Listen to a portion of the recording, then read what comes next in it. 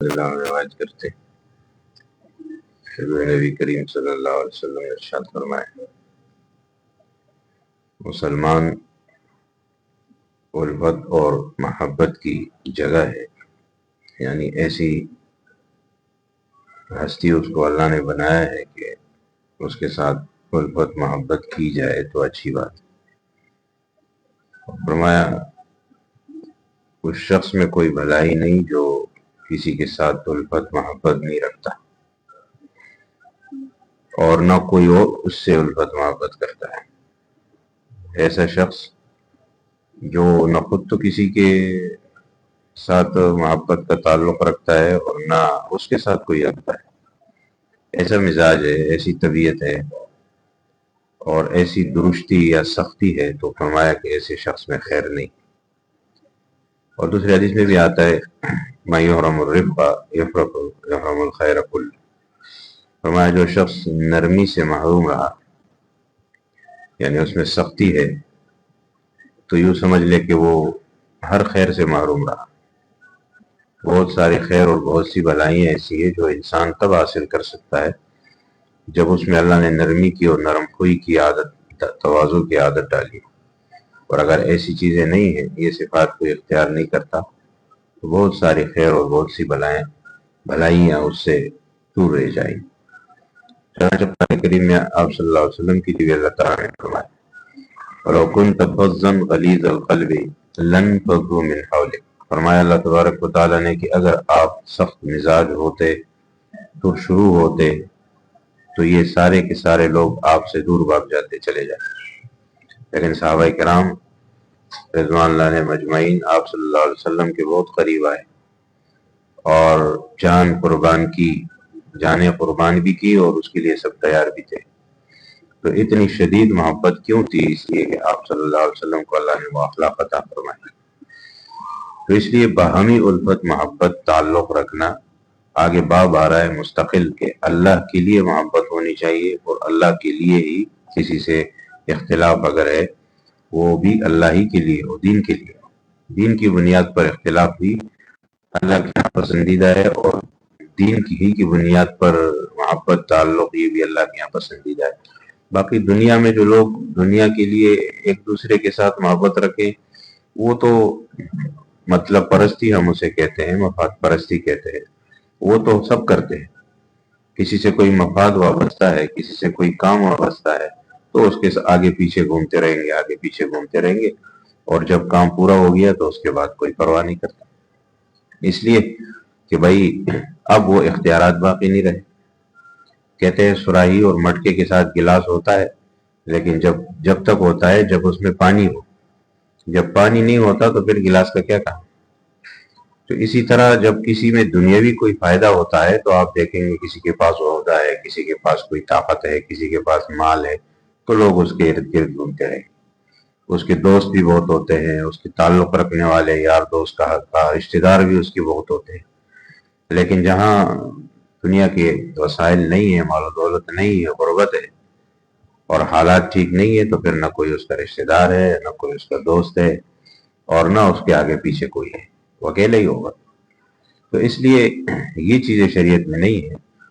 فضیلت اس محبت کی ہے، اس تعلق کی ہے جو صرف اللہ کی رضا کے لیے۔ اللہ کی رضا کے لیے محبت کس کے ساتھ ہوتی ہے؟ دیندار شخص کے ساتھ ہوتی ہے، اللہ کے ولی کے ساتھ ہوتی ہے، دین کی بنیاد پر ہوتی ہے کہ فلاں شخص دیندار ہے، اچھا ہے، نیک ہے، یا میرا رشتہ دار ہے تو وہ رشتے کی بنیاد پر ہے۔ جیسے حدیث میں اور قرآن کریم میں رشتہ داروں کا خیال رکھنے اور ان کے ساتھ حسن سلوک کا، اور خاص کر والدین کا اس کے ساتھ حسن سلوک کا تذکرہ ہے۔ تو وہ رشتے کی بنیاد پر کہ اللہ کا حکم ہے، اور دوسرے نمبر پر یہ ہے کہ جی باقی لوگوں کے ساتھ تعلق محبت اللہ کی رضا کی۔ اور اگر کسی سے اختلاف بھی ہے تو اس بنیاد پر ہے کہ اس شخص میں فلاں چیز شریعت کے خلاف ہے، لہٰذا مجھے اس چیز سے، اس بات سے اختلاف ہے، اس عمل سے اختلاف ہے۔ انسان کی توہین یا انسان کو تحقیر، حقارت سے دیکھنا یہ پھر بھی جائز نہیں۔ یہ تو کافر کے ساتھ بھی ہے کہ کافر کی بھی آپ تحقیر نہیں کر سکتے، توہین اور حقارت کی نظر سے نہیں دیکھ سکتے۔ ہو سکتا ہے اللہ تعالیٰ اس کو ایمان کی توفیق دے۔ تو یہ طریقہ نہیں ہے۔ کہ کافر کے کفر سے نفرت ہے اور ہونی چاہیے، گناہگار کے گناہ سے نفرت ہونی چاہیے، لیکن بذات خود گناہگار سے نفرت کرنا یا بذات خود کافر سے نفرت کرنا، اس کی ذات سے، اس کی شخصیت سے، یہ درست نہیں ہے۔ اس لیے کہ اگر ہم ان سے نفرت کریں گے، گناہگار سے نفرت کریں گے، تو ایک تو تکبر کے گناہ میں مبتلا ہوں گے کہ ہم نے اپنے آپ کو بڑا نیک سمجھ لیا ہے اور دوسرے کو گناہگار سمجھ لیا ہے، تو یہ تو غلط بات ہے، ایسے تو نہیں ہوتا۔ اللہ کے ہاں کون اچھا ہے کون برا ہے ہمیں کیا پتا؟ تو یہ دعویٰ ہم نہیں کر سکتے کہ ہم اچھے ہیں اور دوسرا برا ہے۔ ہاں اگر کسی کی برائی ہے تو برائی کی حد تک اختلاف ہے کہ یہ کام اچھا نہیں۔ باقی انسان کی حیثیت سے آپ دیکھیے رسول اللہ صلی اللہ علیہ وسلم نے کفار کو دعوت دی، مشرکین کو دعوت دی، ان کا اکرام بھی کیا، ان کو اعزاز کے ساتھ بٹھایا، ان سے بات چیت بھی کی۔ اور اگر اس طرح کسی کافر کی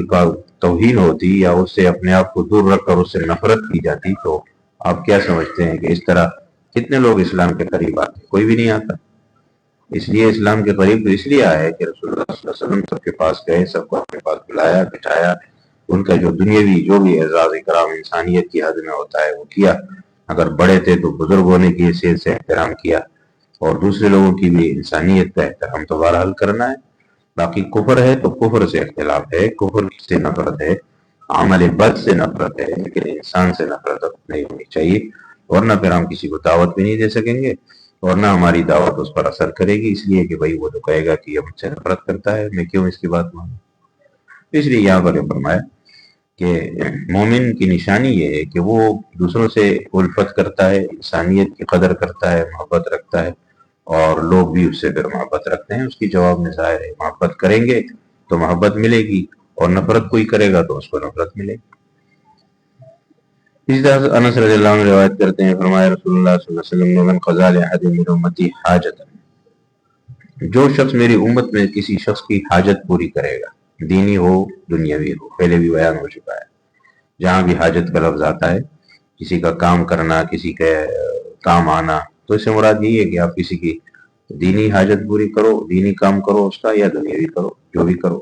اس کے لیے جو بھی جائز کام ہے وہ آسان کر دو۔ تو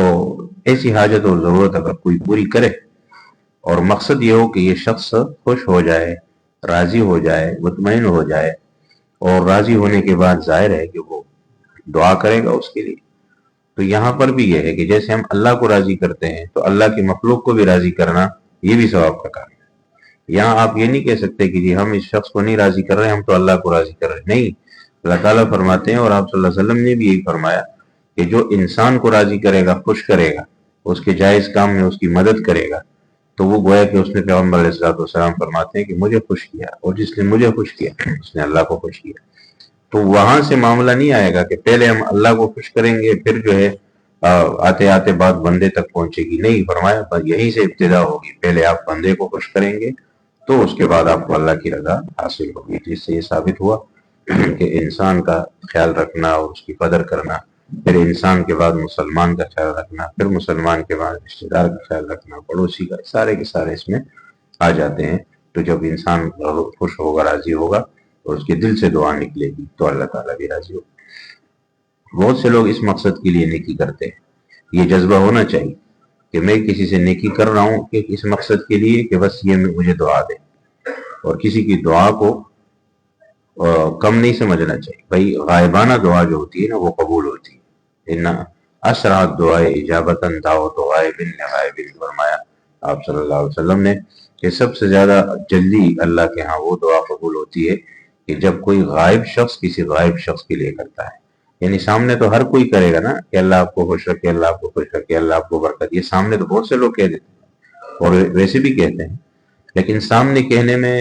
ریا دکھلاوا بھی ہو سکتا ہے کہ وہ دل سے دعا نہیں دے رہا ہو۔ کسی پر بدگمانی نہیں کرنی چاہیے، ویسے ایک امکان کی بات ہے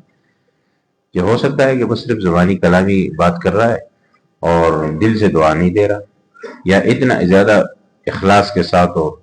محبت سے دعا نہیں کر رہا ہے، بس زبان سے کسی کے ساتھ اچھائی کی، اس نے کہا شکریہ جزاک اللہ، اللہ آپ کو خوش کرے، ٹھیک ہے، یہ بھی دعا ہے، اچھی بات ہے۔ لیکن اصل دعا اگر جلدی قبول کروانی ہے تو اس کا طریقہ کیا ہے کہ پیٹھ پیچھے دعا کی جائے۔ ایک آدمی آپ کے سامنے موجود نہیں ہے،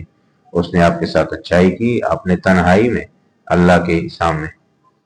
یہ تو اس کے لیے دعا مانگی اللہ تعالیٰ سے، یہ دعا بہت زیادہ قبول ہوتی ہے، کیونکہ اس میں دکھلاوے کا کوئی امکان نہیں، یہ آپ اخلاص سے کر رہے ہیں، کیونکہ تنہائی ہے، آپ پر کوئی زور زبردستی تو نہیں ہے، نہ وہ شخص موجود ہے، تو ظاہر ہے کہ یہ اخلاص سے دعا ہوگی، اور جو دعا اخلاص سے ہوگی وہ اللہ کے ہاں لازمی قبول ہوتی تقریباً۔ تو اس لیے فرمایا کہ انسان کو اس کے کام کر کے اس کی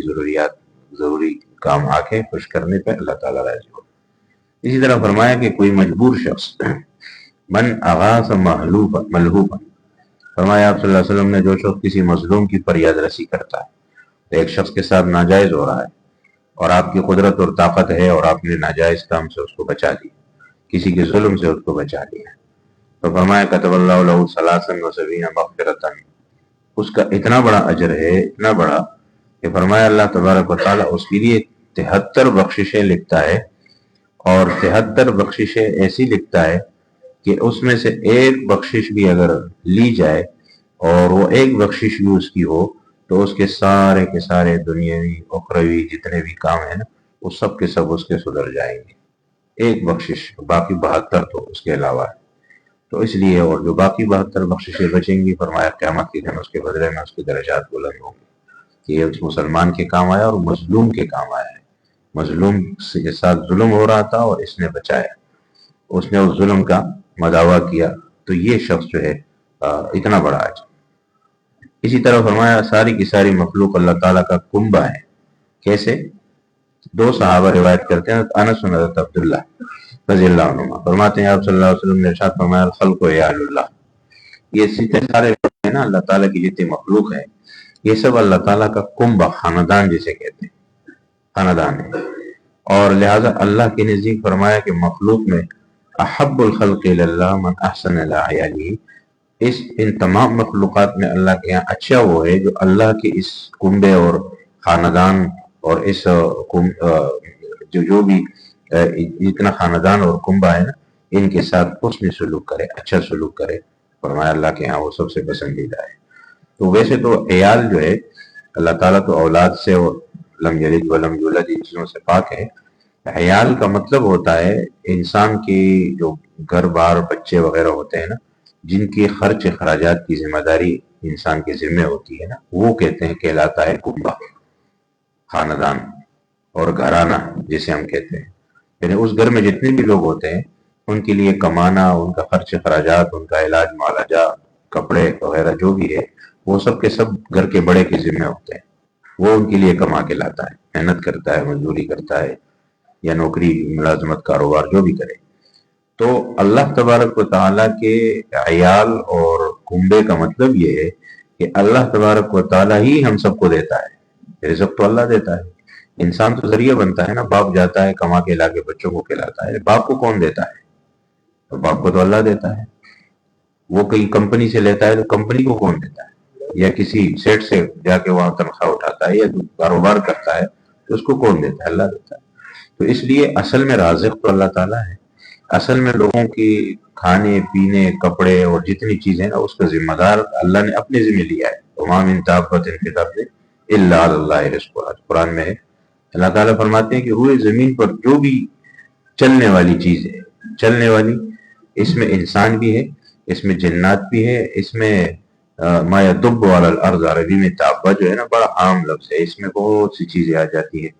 کہ روئے زمین پر جو چیز بھی قدم رکھتی ہے، حتیٰ کہ اس میں کیڑے مکوڑے بھی آ جاتے ہیں، جانور بھی آ جاتے ہیں، یہ زمین پر قدم رکھتے ہیں، چلتے ہیں، رینگتے ہیں، توڑتے ہیں، اور جو اڑنے والے ہیں تو وہ بھی کہیں نہ کہیں زمین پہ اترتے بھی ہیں، پھر اڑتے ہیں، جیسے پرندے وغیرہ ہیں۔ تو ان سب کے بارے میں فرمایا کہ اس کا رزق اللہ نے خود فرما دیا قرآن میں کہ میرے ذمہ ہے، اور انسان دیکھے تو حیران ہو جائے گا کہ بھئی کتنے ایسی مخلوقات ہیں جن کو اللہ تعالیٰ کھلاتا ہے۔ وہ پہلے بھی ہم نے عرض کیا تھا، سمندر کی ایک ویل مچھلی جسے ہم کہتے ہیں، بہت بڑی ویل مچھلی، اور وہ ایک دن میں 33 ٹن کے برابر خوراک کھاتی ہے، صرف ایک دن میں ایک مچھلی، اور سمندر کے گہرائیوں میں ہوتی، تو اس ایک مچھلی کے لیے ایک دن کا 33 ٹن اللہ تعالیٰ پورا کرتا ہے، اور ایسی ہزاروں لاکھوں مچھلیاں سمندر کی تہوں میں موجود ہوتی ہیں، اور ہر ایک کو یہ ٹنوں کے حساب سے روزانہ اور خوراک بھی ملتی ہے، اور سب کچھ کھاتے بھی ہیں۔ اور ایک انسان جو ہے تو 2 ٹائم کی روٹی کے لیے پریشان ہوتا ہے کہ پتہ نہیں کیسے ہوگا، اللہ تعالیٰ اگر ان کو کھلا سکتا ہے تو انسان کو بھی کھلا سکتا ہے، ایسی کوئی بات نہیں۔ اور پھر ایسا عجیب نظام اللہ نے بنایا ہے کہ مچھلی جو ہے وہ ظاہر ہے دوسری مچھلیوں کو بھی کھا جاتی ہے، ویل مچھلی تو اس کا تو بہت بہت خوراک ہے اور انسان کو بھی کھا جاتی ہے، لیکن ایک مچھلی اللہ نے ایک مخصوص پیدا کی ہے کہ وہ اس کے دانتوں میں جب یہ گوشت وغیرہ پھنستا ہے تو ہمارے دانتوں میں گوشت پھنستا ہے تو ہم اس کو صاف کرتے ہیں، تو اللہ تعالیٰ نے ایسا عجیب نظام بنایا ہے کہ اس کے دانتوں میں گوشت پھنستا ہے تو ایک اور مخصوص قسم کی مچھلی ہے وہ آتی ہے، اور یہ جب منہ کھولتی ہے تو اس کے دانتوں کے درمیان سے جو گوشت کے ٹکڑے ہوتے ہیں نا وہ لے کے کھا جاتی ہے، تو یہ اس کو کچھ بھی نہیں کہتی، حالانکہ باقی مچھلیوں کو تو کھاتی ہے، لیکن ایسا نظام اللہ نے بنایا ہے کہ اس کو پتا ہے کہ یہ مچھلی آئے گی تو یہ میرے دانتوں کو صاف کرے گی، اور اس کے رزق کا کام ہو رہا ہے، وہ وہاں سے خوراک کھا رہی ہے اور اس کے دانت صاف ہو رہے ہیں۔ یہ تو اس میں بھی ہوتا ہے، یہ جو مگرمچھ وغیرہ ہے ایک مخصوص پرندہ ہے، کہتے ہیں وہ جب آتا ہے تو یہ مگرمچھ منہ کھولتا ہے اور اس کے دانتوں کے بیچ میں سے وہ خوراک اور گوشت کے ٹکڑے لے کے کھا جاتا ہے، اس کے دانتوں کی صفائی ہو جاتی ہے، ایسا نظام اللہ نے رکھا ہے۔ تو اس طرح بہت ساری مخلوقات ہیں، تو یہ سب اللہ کا کنبہ اور عیال اور خاندان اور گھرانہ اس طریقے سے ہے کہ یہ جو ہے ان کی سب کی روزی روٹی اور جتنی بھی چیزیں ہیں سب اللہ نے اپنے ذمہ لی ہوئی، تو لہٰذا جب یہ سب اللہ کے ذمے میں ہے تو سب آپس میں ہم سب خاندان ہیں قسم کے، اور اللہ کے عیال ہیں اور اللہ کے ماتحت ہے اور اس کی مخلوق بھی ہے، اور اسی نے ہمارے ذمے لیا، اپنا ذمے یہ سب کچھ ہمارا لیا ہے، لہٰذا آپس میں بھی جو فرمایا ایک دوسرے کے ساتھ نیکی کرے گا تو یوں سمجھے اس نے اللہ کے کنبے اور خاندان اور گھرانے سے نیکی کی ہے، لہٰذا اللہ تعالیٰ اس کو ظاہر ہے کتنا اجر دے گا۔ تو اس لیے بہرحال یہ حدیث ہے، اور اس قسم کی اور بھی انشاءاللہ آگے حدیث آئیں تو رمضان مبارک سے قبل انشاءاللہ اس کو پھر پورا کریں گے، اور پھر رمضان مبارک میں تو ترتیب جو ہے وہ مسائل وغیرہ یا رمضان سے متعلق باتیں آئیں گی۔ اللہ تبارک و تعالیٰ الحمدللہ والسلام